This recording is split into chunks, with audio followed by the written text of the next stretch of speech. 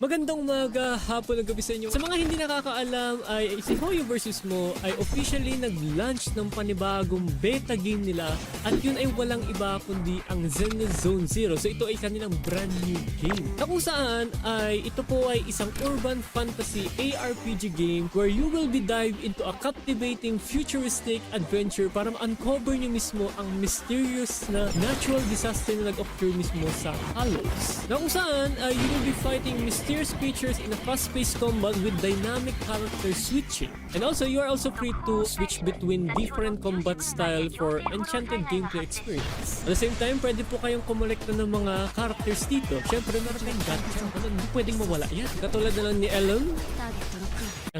Lycon.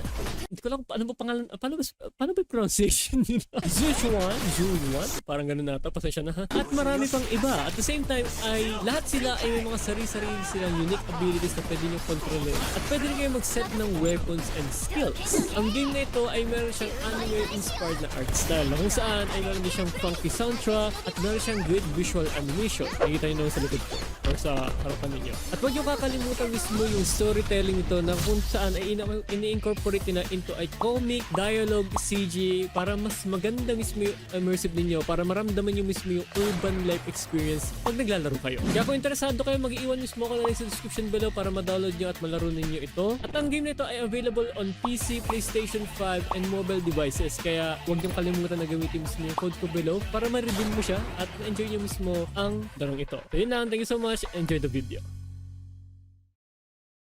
Hoy, kamusta kayo mga kuya? Hello po sa inyong lahat. O kapas Christian. Yeah, normal day at the work. Ganito yan. Normal lang to sa trabaho ko. Ay, gagi, yung table. Oy, putek! Nakasabi ko sa inyo, wag niyo ako lapitan eh.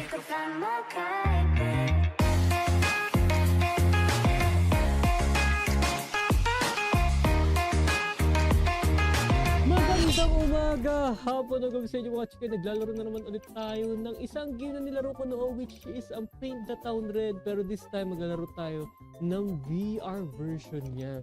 And it's been a while since nilaro ko to at hinintay ko talaga to na mapunta sa VR kasi alam mo, gustong gusto ko itong laro to at nilaro ko to a couple of years pa. Like yung unang laro ko dito, I think 2016, 15, ewan ko kalimutan, 16 nata sa yun, 17.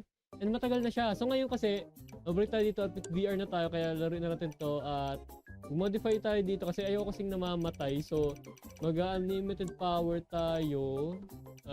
Living Dead name. Random friends? Brawler character. Okay. So weak enemies and weak player. Weak enemy. Punching only. Everyone hates me. Hindi, ayoko niyan. Ayoko ng ganyan. Meron ba rito na hindi namamatay kasi alam mo pwede yun eh. Cracking touch. Hindi. Shields everyone. Pistol shooter. Unlimited ammo. Yun. So yan. Okay. I think that's good. I think everything's okay. So sige nga. Tayo ngayon ay pumunta sa biker bar muna at mag-play tayo. Ano ba dito siya? May challenge siya. Kasi mag-play tayo. Ano meron. Okay. Game. Gusto kong may pagbugbugan! Uy, ayos to ah. Angas! Parang sipa. Totalan to.